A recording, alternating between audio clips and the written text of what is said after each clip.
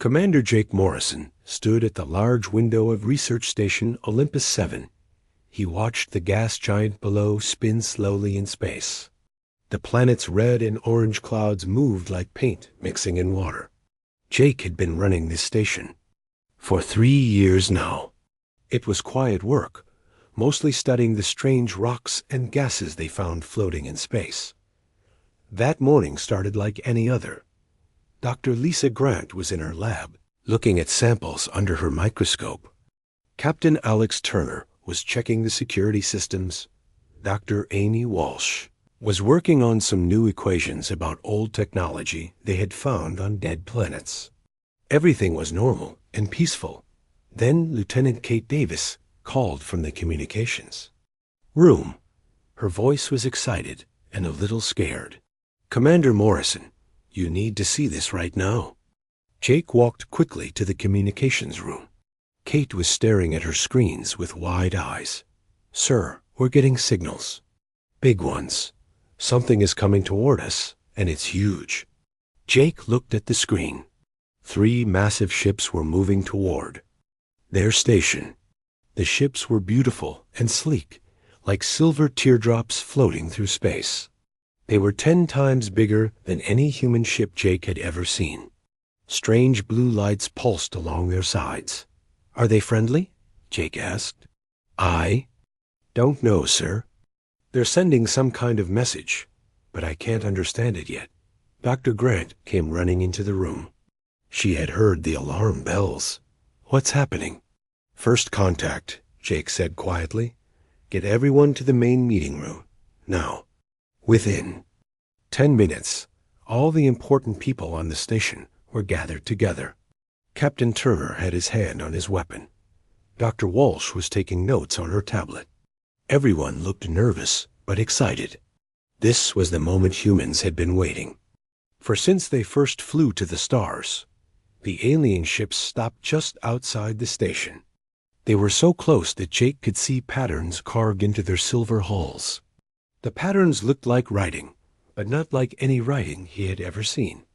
Kate's equipment finally started working. "I'm getting something, sir." "They're trying to talk to us." A voice came through the speakers. It sounded like music mixed with wind chimes. But somehow, Jake could understand the words. "Small creatures of the young world, we greet you. We are the Viridian Collective. We have come to examine your species." Jake stepped forward. He pressed the button to talk back. "This is Commander Jake Morrison of the Human Research Station Olympus 7. Welcome to our space. We're happy to meet you." There was a long pause. Then the musical voice spoke again, but this time it sounded different, less friendly. "You call this your space? How amusing. We have been traveling these stars for millions of years, young ones. Your species has barely learned to leave your small planet." Dr. Grant frowned. She whispered to Jake, "They sound like they think we're children." The voice continued, "We will come aboard your simple station. Do not be afraid. We have guided many young species like yours. You have much to learn about the galaxy." Jake felt his jaw tighten. He didn't like being talked to like a child, but he needed to be careful. These aliens had ships much bigger than anything humans could build. "You're welcome to visit our station. We have much we'd like to learn from you, too." "Of course you do," the voice said. Jake could almost hear them smiling. All young species are eager to learn from their betters. An hour later, the alien shuttle docked with their station. Jake and his team waited in the main bay. They had put on their best uniforms and tried to look professional. Jake wanted to make a good first impression. The shuttle door opened with a soft hiss. 3 aliens walked out. They were tall and thin, with skin that looked like it was made of pale blue glass. Their eyes were large and silver. They moved like dancers, smooth and graceful. They wore robes that seemed to shimmer and change color. The alien in front spoke. His voice was the same musical sound they had heard over the radio. I am Zephyr, speaker for this sector of the collective. These are my associates, Aura and Prism. Jake stepped forward and held out his hand. I'm Commander Jake Morrison. This is Dr. Lisa Grant, Captain Alex Turner, and Dr. Amy Walsh. Welcome to our station. Zephyr looked at Jake's outstretched hand like it was something strange and dirty. He didn't shake it. How primitive. Your greeting customs are quite basic. Dr. Grant's face turned red, but she stayed quiet. Captain Turner's hand moved closer to his weapon. Zephyr continued talking as if nothing had happened. We have studied your species from far away. You have made impressive progress for such a young race. Most species take much longer to develop.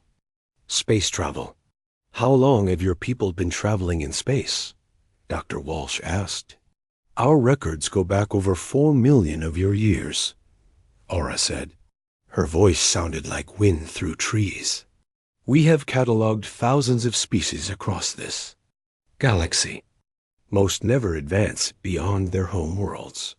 But you did, Prism added. His voice was deeper, like distant thunder. That makes you interesting.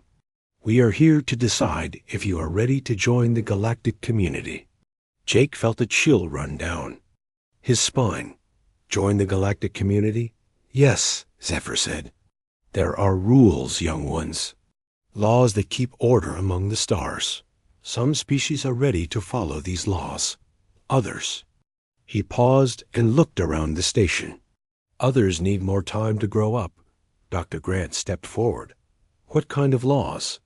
Simple ones, Zephyr said, waving his hand like he was shooing away a fly. Where you can travel. What technologies you can use. How many worlds you can settle. We have managed the galaxy for millions of years. We know what works. Captain Turner couldn't stay quiet anymore. And what if we don't want to follow your laws? The three aliens looked at each other. Zephyr's silver eyes seemed to glow brighter. That would be unfortunate. Species that cannot accept guidance often have accidents. Ships break down. Colonies fail. It is very sad when it happens. The threat was clear, even though Zephyr's voice stayed musical and pleasant. Jake felt his hands curl into fists, but he forced himself to stay calm. We'd like to learn more about your civilization, Jake said carefully. Perhaps you could share some of your history with us? Of course, Zephyr said. We are always happy to educate young species. You will find our story quite fascinating. We have seen the rise and fall of countless worlds. As the aliens began to tell their story, Dr. Grant listened carefully. Something felt wrong about what they were saying. The dates didn't match up. The details seemed fuzzy. It was like listening to someone tell a story they had heard from someone else, rather than something they had lived through themselves. But Jake didn't notice Dr. Grant's worried expression. He was too busy trying not to punch the smug alien in his musical face. These creatures thought humans were stupid children who needed to be told what to do. They had no idea what humans were really capable of. Jake had a feeling this was just the beginning of something much bigger and more dangerous than any of them realized. 3 days had passed since the Viridians arrived at Olympus 7. Commander, Jake Morrison was getting tired of their constant lectures about how young and primitive humans were. Every conversation felt like being scolded by teachers who thought they knew everything. Dr. Lisa Grant spent most of her time in the lab, studying the small devices the aliens had given them as gifts. The Viridians called them learning tools, but Lisa thought they looked more like toys you would give to children. Simple screens that showed basic star maps and told simple stories about alien history. Something doesn't add up, Lisa said to Dr. Amy Walsh as they worked together in the lab. Look at this. She pointed to her computer screen. They say they've been exploring space for 4 million years, but their star charts only show about 2 million years of data. Amy looked over Lisa's shoulder. Maybe they lost some records? Maybe, but look at this. Lisa pulled up another file. They talk about discovering faster-than-light travel 3 million years ago. But the technology in these devices looks like it was built much more recently. The materials are too new. Amy frowned. She had been thinking the same thing about the alien technology. I've been studying the readings from their ships. The energy signatures are all wrong. What do you mean? Their ships use incredibly advanced technology, but it's like they don't really understand how it works. I keep detecting safety systems and backup programs that they don't seem to know about. Before Lisa could answer, Lieutenant Kate Davis called them over the radio. Dr. Grant, Dr. Walsh, please come to the communications room. We've got something strange. The two women hurried through the station's corridors. They found Kate staring at her screens with a confused expression. Captain Alex Turner was there too, looking worried. What is it? Lisa asked. Kate pointed to her equipment. I've been monitoring the aliens' communications with their ships. Most of it is in their language, which I can't understand yet. But sometimes they use words that sound almost ... familiar. Familiar how? Listen to this. Kate played a recording. The musical alien voices were talking quickly, but every few seconds there were words that sounded different. Older somehow. Amy listened carefully. Play it again. Kate replayed the recording. This time, Amy caught something. There, did you hear that? They said something that sounded like Terra something. Terra means Earth in old human languages. Lisa said quietly. Captain Turner stepped forward. You think they were talking about Earth? I don't know. But why would they mention Earth in a private conversation? They act like they just discovered us. Kate pulled up more files on her computer. There's more. I've been picking up signals from their ships that aren't meant for us. Encrypted messages. I can't break the code, but I can see the patterns. She showed them graphs of signal activity. Look at this. Every time we demonstrate some new technology or solve a problem, their communication activity spikes. It's like they're reporting to someone. Reporting what? Turner asked. I think they're surprised by us, Kate said. The signal patterns look like the kind of reports you send when something unexpected happens. Lisa felt a chill run down her spine. They keep acting like they know exactly what to expect from a young species. But what if we're not doing what they expected? Before anyone could answer, the station's alert system chimed. Jake Morrison's voice came over the speakers. All senior staff to Conference Room 2. Professor Ben Carter has arrived from Earth, and he has some interesting news. Professor Ben Carter was a small, elderly man with thick glasses and messy gray hair. He had spent his whole life studying ancient human history. When he heard about the first contact with aliens, he had insisted on coming to the station immediately. Commander Morrison, Professor Carter said as soon as everyone was gathered, I need to see everything these aliens have shown you, especially anything about their history or ancient civilizations. Why? Jake asked. What's wrong? Professor Carter opened his briefcase and pulled out several old books and photographs.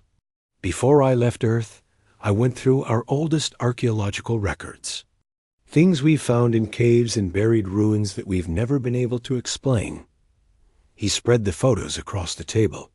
They showed ancient cave paintings, strange symbols carved in stone, and metal objects that looked too advanced for their time. These artifacts had been found all over Earth. Some are tens of thousands of years old. Others are even older. We've never understood what they meant or where they came from. Lisa looked at the photos and felt her heart start beating faster. Professor, look at this. She pulled out one of the alien learning devices and put it next to the photos. The symbols on the ancient human artifacts looked almost identical to the symbols on the alien device. Professor Carter's eyes went wide behind his glasses. Dear God. Dr. Walsh leaned forward to get a better look. That's impossible. These cave paintings are from before humans had any advanced technology. Unless, Lisa said quietly, humans had advanced technology much earlier than we thought. Jake studied the photos carefully. Or unless someone else left these symbols on Earth a long time ago. But why? Turner asked. Why would aliens leave symbols on Earth thousands of years ago, and then come back now pretending they've never seen us before? Professor Carter was examining the alien device with a magnifying glass. Commander, I need to run some tests on this, and I need to see more of their technology. That might be difficult. The Viridians are very protective of their equipment. Then we need to be clever about it, Lisa said. I've been noticing something about their behavior. They get nervous when we figure things out too quickly. Amy nodded. I've seen it too. Yesterday, I was working on one of their math problems, and I solved it faster than they expected. They all started talking to each other in their language very quickly. Kate looked up from her computers. That matches what I'm seeing in their communications. Every time one of us does something that impresses them, they send more encrypted messages. Jake felt pieces of a puzzle starting to come together in his mind, but he couldn't see the full picture yet. What are you all thinking? Lisa took a deep breath. I think these aliens aren't telling us the truth about their history. And I think they know more about humans than they're admitting. Professor Carter nodded slowly. The evidence suggests that humans and these aliens have met before. A long time ago. But that's impossible, Turner said. Humans only developed space travel a few hundred years ago. Modern humans did, Professor Carter said quietly. But what if there were other humans? Earlier ones that we don't remember?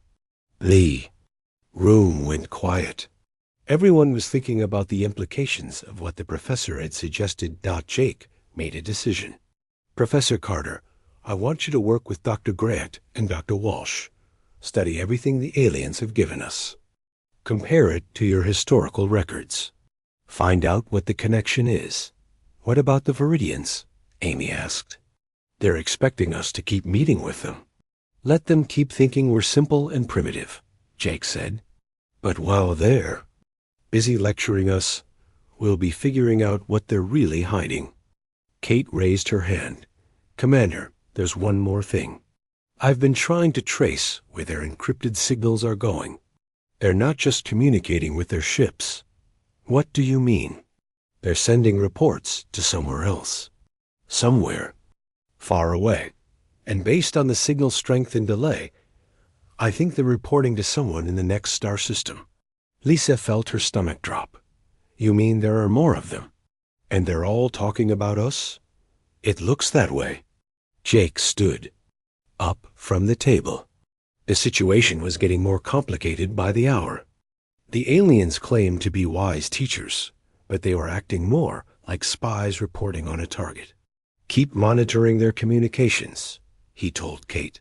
Professor Carter, I want your analysis as soon as possible. And everyone, be careful what you say around the Viridians. I have a feeling we're not the primitive species they think we are. As the meeting broke up, Lisa stayed behind to look at the photos again. The symbols in the ancient cave paintings seemed to shimmer in the light, almost like they were trying to tell her something important. She had the strangest feeling that she was looking at messages from the past. Messages that might hold the key to understanding who humans really were, and why the aliens were so interested in them. But she also had the feeling that when they finally learned the truth, everything they thought they knew about human history would change forever. Dr. Sam Rodriguez had arrived on Olympus 7 2 days ago with a team of geneticists from Earth. He brought special equipment to study alien biology, but what he found in the Viridian blood samples made him question everything he knew about evolution. This is impossible, Sam said to himself as he stared at his computer screen. He had been working for 18 hours straight, running test after test on the alien DNA samples. The results kept showing the same impossible thing. Commander Jake Morrison found Sam in the lab at 3 in the morning, still hunched over his microscope. Doctor, you need to sleep. Whatever you're looking for can wait until tomorrow. Sam looked up with tired, bloodshot eyes. No, Commander, it can't wait. Look at this. He pointed to his screen, which showed a complex genetic map. This is Viridian DNA. Jake looked at the colorful patterns on the screen. They meant nothing to him. Okay, what about it? It's been artificially modified. Someone or something changed their genes on purpose. These aren't natural evolutionary changes, Commander. Someone designed these aliens. Jake felt his blood run. Cold. Designed them? Like ... created them? Enhanced them is more accurate. The base genetic structure is natural, but there are modifications throughout their entire genome. Improvements to intelligence, lifespan, physical abilities. Someone took a primitive species and turned them into what they are now. How long ago? Sam rubbed his tired eyes. Based on the genetic markers, I'd say about 2 million years ago, maybe a little more. Jake thought about what Professor Ben Carter and Dr. Lisa Grant had discovered about the matching symbols. The pieces of the puzzle were getting stranger and more disturbing. Doctor, who do you think could have done this? Enhanced their genetics like that? I don't know, Commander. But whoever did it had technology far beyond what the Viridians have now. The genetic work is incredibly sophisticated, more advanced than anything we can do today. Before Jake could respond, his radio crackled. It was Commander Laura Hill from the Intelligence Division. Commander Morrison, please report to the secure communications room. We've had a breakthrough. Jake left Sam to his work and hurried through the station corridors. Commander Hill was a serious woman who rarely smiled. She had been working for days to crack the Viridian computer systems. What did you find? Jake asked as he entered the secure room. Laura pointed to her screens, which showed alien text scrolling past. I managed to get into their secondary databases, the ones they thought were protected, and I found references to something called the Predecessor Protocol. Predecessor Protocol? That's not all. Look at this. She pulled up another file. They have records that mention something called Terran seedlings. And Jake, they have star maps that show Earth's location going back much further than they admitted. Jake leaned closer to read the alien text. The translation software was still working on it, but some words were coming through clearly. What does Terran seedlings mean? I'm not sure yet, but Terra is what some old Earth languages called our planet. And seedlings suggest something that was planted or created. Lavra pulled up more files. There's something else. They have protocols for dealing with what they call awakening scenarios. Emergency procedures for when certain species begin to remember. Remember what? I don't know. But Jake, they're scared. These protocols read like emergency plans for when something they've been trying to keep secret gets discovered. At that moment, Engineer Tony Blake came running into the room. He was young and enthusiastic, always excited about new technology. But today, he looked worried. Commander Morrison, Commander Hill, you need to see what I found in the captured alien equipment. Tony led them to his workshop, where he had taken apart one of the Viridian devices. The inside was exposed, showing complex circuits and strange crystalline components. I've been studying their technology for days, Tony said, and I keep finding things that don't make sense. Look at this. He pointed to a small crystal embedded in the device's core. What is it? It's a neural interface. But here's the weird part. It's not designed for Viridian brain patterns. I've been comparing it to the scans Dr. Rodriguez made of their nervous systems, and it doesn't match. Jake felt another piece of the puzzle click into place. If it's not designed for Viridian brains, whose brains is it designed for? Tony looked nervous. I ran some tests. Commander, it's designed for human brain patterns. Specifically, it responds to human neural activity in ways that it doesn't respond to alien minds. Lavra looked up from her computer. That's not all. I found more files in their databases. They have detailed studies of human psychology and behavior going back thousands of years. How is that possible? Jake asked. They said they just discovered us. They lied, Tony said simply. This technology has hidden programs that activate when humans touch it, programs the Viridians don't seem to know about. Jake's radio buzzed. It was Dr. Amy Walsh. Commander, please come to Lab 7 immediately. Professor Carter found something important. The three of them hurried to Lab 7, where they found Professor Carter, Dr. Walsh, and Dr. Grant huddled around a collection of ancient artifacts and alien devices. Professor Carter looked up when they entered. His face was pale and excited. Commander, we've made a connection. A big one. What kind of connection? Dr. Grant pointed to the table, where ancient human cave paintings were displayed next to alien technology. The symbols match perfectly. But that's not the important part. Professor Carter picked up an ancient metal fragment that had been found in an Egyptian tomb. This artifact has been in our museums for decades. We always thought it was some kind of primitive tool. He placed the fragment against one of the alien devices. There was a soft click, and suddenly the alien device began to glow with warmth. Golden light. It's a key, Dr. Walsh said quietly. An ancient human artifact that activates alien technology. Jake stared at the glowing device. How many of these artifacts do we have on Earth? Hundreds, Professor Carter said. Maybe thousands. They've been found in archaeological sites all over the world. We always thought they were primitive tools or religious objects. But they're keys, Lavra said, understanding dawning in her voice. Keys to technology that's been waiting for humans to find it. Tony stepped forward and examined the activated device. Commander, this changes everything. The technology isn't alien at all. It's designed by humans, for humans. The Viridians are just using it. Dr. Rodriguez appeared in the doorway, looking even more tired than before. Commander, I finished my analysis of the Viridian genetics. You need to hear this. What did you find? The genetic modifications in their DNA? They weren't done by some unknown alien species. The markers are human. The techniques, the methods, even the way the genes were enhanced, it's all based on human genetic engineering principles. The room went silent. Everyone stared at Sam as the implications of what he had said sank in. You're saying humans enhanced the Viridians? Jake asked slowly. A long time ago. Yes.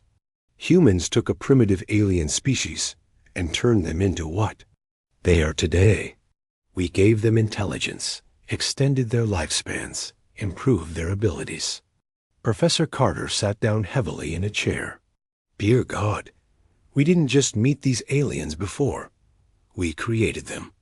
Dr. Grant looked around the room at all the evidence they had gathered. The question is, why don't we remember doing it? And why are they pretending they don't know us? Jake felt the weight of command pressing down on him. This wasn't just first contact anymore. This was something much bigger and more complicated. If humans had enhanced alien species millions of years ago, where were those ancient humans now? And why had the Viridians come back to Earth acting like they were meeting humanity for the first time? We need more information, Jake said finally. Keep studying everything we have, and keep monitoring their communications. I have a feeling the Viridians know exactly why they're here, and it has nothing to do with welcoming us to the galactic community. Lavra looked up from her computer. Commander, there's one more thing. I decoded part of their communications. They've been reporting to their superiors about something called Project Reclamation. What's Project Reclamation? I don't know yet.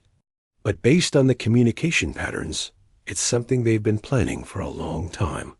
And I think we're the target. Jake looked around the room at his team. They had started this investigation, thinking they were dealing with condescending aliens who thought humans were primitive. Now they were uncovering evidence that humans might be the most ancient and advanced species in the galaxy. But if that was true, what had happened to those ancient humans? And why were their genetic children coming back to Earth with secret projects and hidden agendas? Jake had a feeling that when they finally learned the whole truth, the galaxy would never be the same again. Admiral Frank Stone arrived at Olympus 7 with a fleet of 12 ships and a team of Earth's most classified researchers. He was a tall, stern man with gray hair and eyes that had seen too many battles. When he walked onto the station, everyone knew something big was about to happen. Commander Jake Morrison met the Admiral in the main docking bay. "Admiral Stone, welcome to Olympus 7. I have to warn you, the situation here is much more complicated than we first thought." Admiral Stone nodded grimly. "I know, Commander. That's why I brought Dr. Nina Clark and her team. She specializes in consciousness archaeology, the study of ancient minds and lost memories." Dr. Nina Clark was a small woman with sharp, intelligent eyes. She carried a briefcase full of equipment that looked more advanced than anything Jake had seen before. "Commander Morrison, I need to see everything you've discovered, especially the human artifacts that activate alien technology." As they walked through the station, Admiral Stone explained why he had come. "Commander, what you found here matches classified discoveries we've been making on Earth for decades. Artifacts that shouldn't exist. Technology that appears in our history at exactly the right moments to push human development forward." "What kind of technology?" "The printing press, steam engines, computer circuits, even the principles behind faster-than-light travel. When our scientists study these innovations closely, they find components and concepts that seem to come from nowhere, as if someone was leaving us clues." They reached the main conference room, where Jake's team had assembled all their evidence. Professor Ben Carter, Dr. Lisa Grant, Dr. Amy Walsh, and the others had spread their discoveries across multiple tables. Ancient human artifacts, alien devices, genetic analysis, and decoded communications filled the room. Dr. Clark examined everything with intense focus. She picked up the metal fragment that had activated the alien device and held it under a special scanner. "This isn't just a key," she said after a few minutes. "It's a neural storage device." "What does that mean?" Jake asked. "It contains memories. Human memories that are millions of years old." Dr. Clark connected the artifact to her advanced equipment. "Commander, would you mind placing your hand on this scanner?" Jake hesitated. "Is it safe?" "As safe as I can make it. But I need to see how your brain reacts to these ancient memories." Jake placed his hand on the scanner.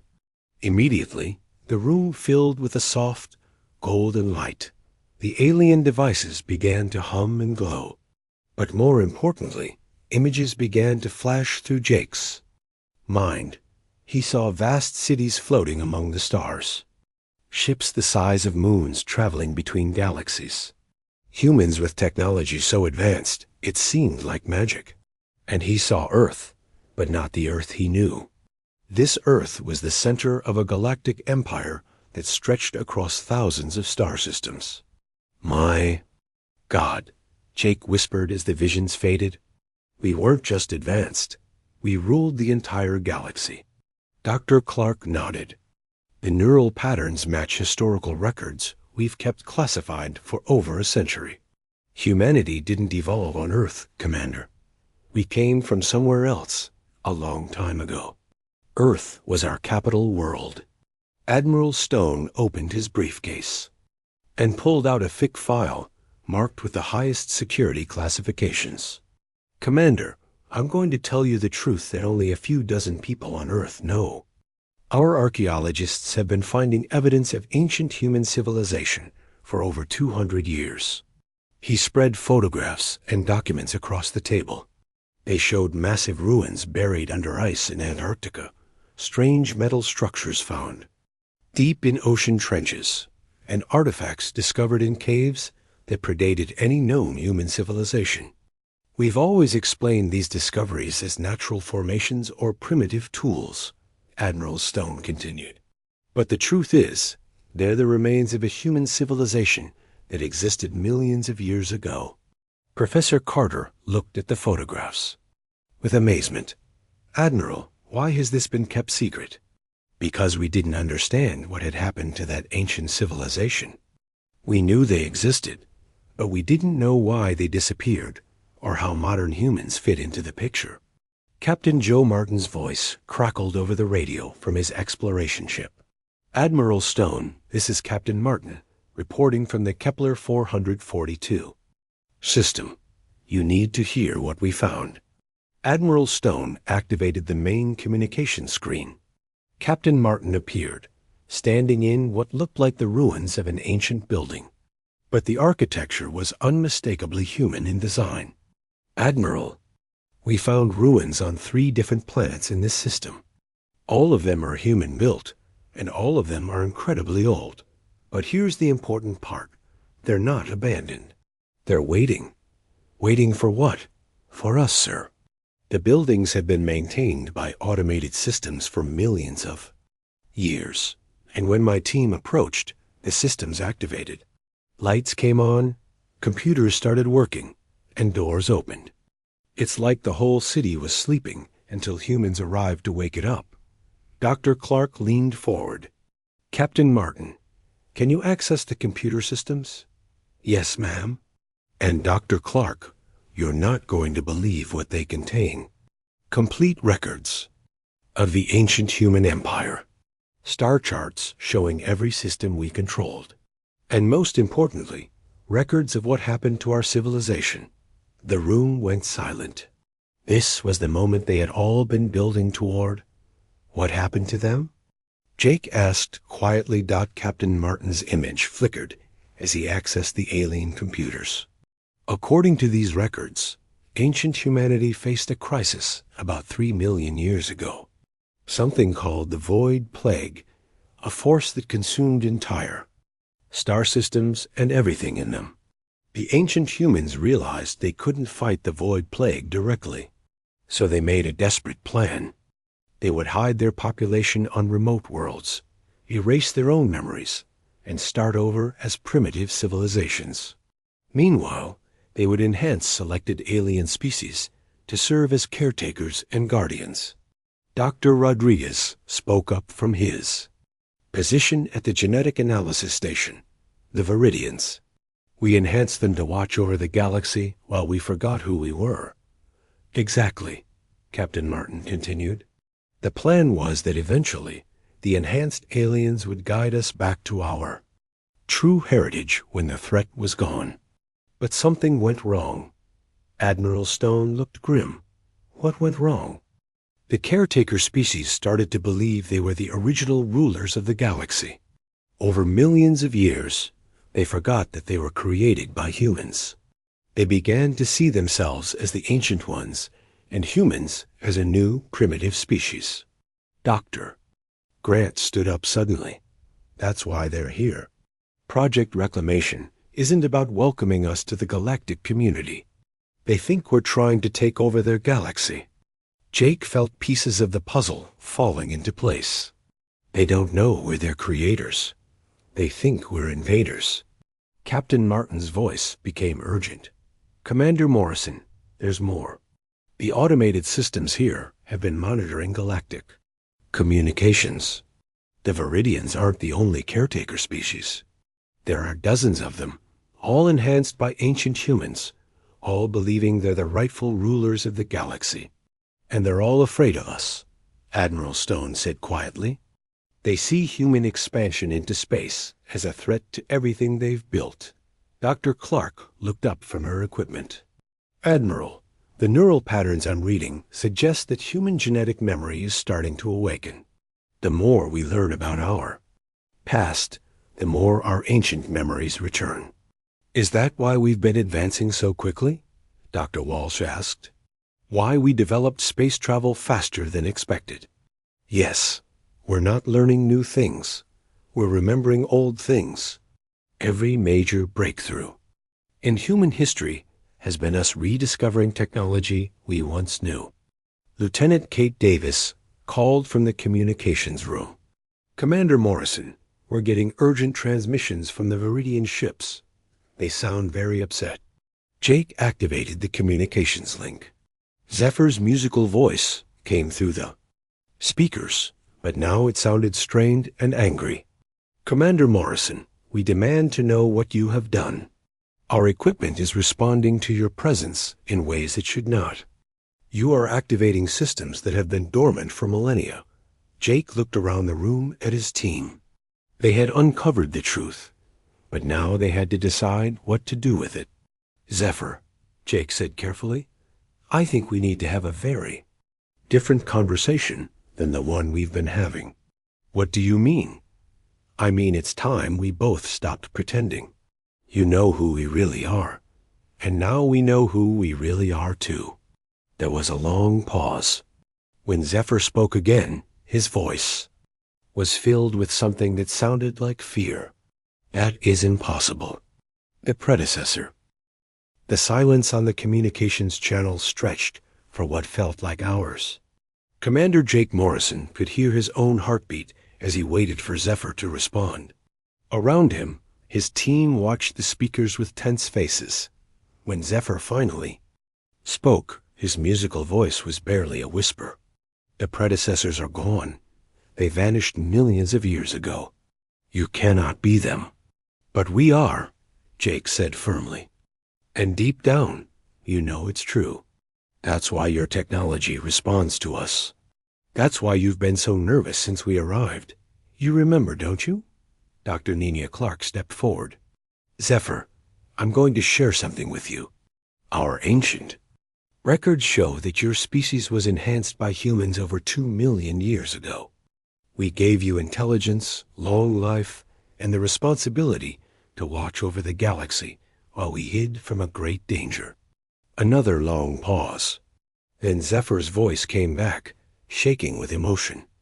No, we are the ancient ones. We have ruled the stars. For millions of years, humans are young and primitive.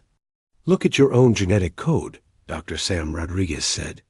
The modifications are there. Human-designed enhancements that made your species what it is today.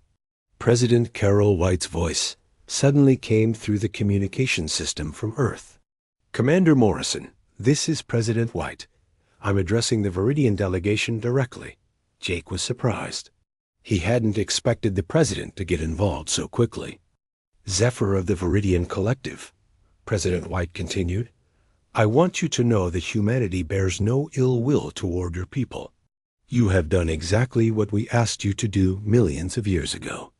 You preserved the galaxy and kept it safe while we recovered from the Void Plague.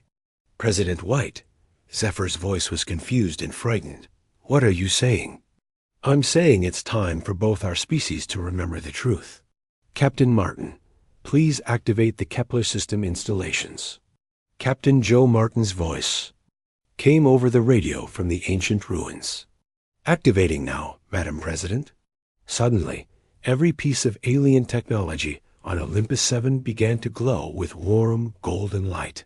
The Viridian ships outside the station lit up like Christmas trees. Across the galaxy, ancient human installations that had been sleeping for millions of years began to wake up. Dr. Amy Walsh stared at her instruments in amazement. The entire galactic communication network is coming online. It's been waiting for a human command signal. On the main screen, star maps began to appear showing thousands of star systems. Each one had markers indicating human installations, Viridian colonies, and other enhanced species settlements. My God, Admiral Frank Stone whispered. We didn't just rule the galaxy. We built it. Every major civilization, every advanced species, they're all our children. Zephyr's voice came through the speakers, but now it sounded broken and confused. This cannot be true. Our entire history, our culture, our identity, it's all based on being the ancient rulers. You are ancient rulers, Jake said gently. We made you that way. We gave you the wisdom and technology to guide the galaxy while we were gone. You've done an incredible job. General Pete Hayes contacted them from Earth's military headquarters. Commander Morrison, we're getting reports from all over human space. Ancient installations are activating everywhere. Ships that have been buried for millions of years are powering up. It's like the entire human empire is waking up from a long sleep. Dr. Chris Lee's excited voice joined the conversation from a research station near Mars. I'm seeing incredible things here. Ancient human technology is integrating with our modern systems. Our ships are becoming faster, our weapons more powerful, our shields stronger. It's like we're remembering how to be the species we once were. But not everyone was happy about the revelations. Lieutenant Kate Davis picked up new communications from across the galaxy. Commander, I'm getting transmissions from other alien species. Some of them are celebrating, but others sound angry and scared. Jake could understand why. Learning that your entire civilization was created by another species would be difficult for anyone to accept. Zephyr, Jake said, I know this is hard to understand. But you and your people have been our partners all along, not our enemies. We need to work together now. Work together for what? Zephyr asked weakly. Captain Martin's voice became urgent. Commander, I'm reading the ancient records here. The Void Plague. It's not gone. It's been moving slowly through the outer rim of the galaxy, consuming everything in its path. The automated systems estimate it will reach the core systems within 50 years. The room went cold. Jake felt his stomach drop. Are you saying the threat that made us hide is still out there? Yes, sir. And it's bigger than it was before. The ancient humans thought they could wait it out, but the Void Plague has been growing stronger while we've been hiding. President White's voice came back over the communications. Then it's time for humanity to reclaim its birthright. Not to conquer or control, but to protect. All the species we enhanced, all the civilizations we helped create, they're all in danger. Dr. Clark looked at her neural readings. Commander, the awakening process is accelerating. Humans all over the galaxy are starting to remember their ancient knowledge. But it's happening too fast for some people to handle. Jake could feel it. Himself, memories that weren't his own were flooding into his mind. Knowledge of star drives and energy weapons, understanding of galactic politics and ancient sciences. It was overwhelming, but also strangely familiar. Zephyr's voice came through the speakers one more time, but now it sounded different, older and wiser. Commander Morrison, my people are also beginning to remember. The genetic locks that hid our true memories are breaking down. We remember serving alongside humans in the Great War against the darkness. Then you'll help us? Jake asked. We will help you, predecessors. But not as servants, as partners, as family. Jake smiled for the first time in days. That's all we ever wanted, Zephyr. We never meant for you to forget that you were our children. We only wanted to keep everyone safe. Over the next several hours, reports came in from across the galaxy. Ancient human installations were powering up everywhere. Enhanced species were beginning to remember their true origins. Some accepted the truth gladly, while others struggled with the revelation. But the most important discovery came from Dr. Lee's team on Mars. They had accessed the Central Command systems of the ancient human empire and found the real reason for the long sleep. Commander Morrison, Dr. Lee reported, the Void Plague isn't just a natural disaster. It's a weapon created by an enemy from outside our galaxy. The ancient humans realized they couldn't fight it alone, so they created the enhanced species as part of a long-term plan. What kind of plan? Every enhanced species was given specific abilities. The Viridians were made to be wise leaders and diplomats. Others were enhanced for warfare or science or exploration. Together, All the enhanced species and awakened humans form a perfect alliance to fight the Void Plague. Jake looked around the room at his team. They had started this adventure thinking they were meeting aliens for the first time. Now they were preparing to lead a galactic alliance against an ancient enemy. "Admiral Stone," Jake said, "I request permission to serve as humanity's first ambassador to the Galactic Reclamation Council." Admiral Stone smiled. "Permission granted, Commander. Or should I say, Ambassador Morrison." As Jake looked out at the stars, he could see the lights of awakening installations twinkling across the galaxy. Humanity was no longer alone in the universe. They had come home to a family they had forgotten, and together they would face whatever darkness waited beyond the rim of their galaxy. The age of humanity's return had begun, and with it, hope for all the children of the stars.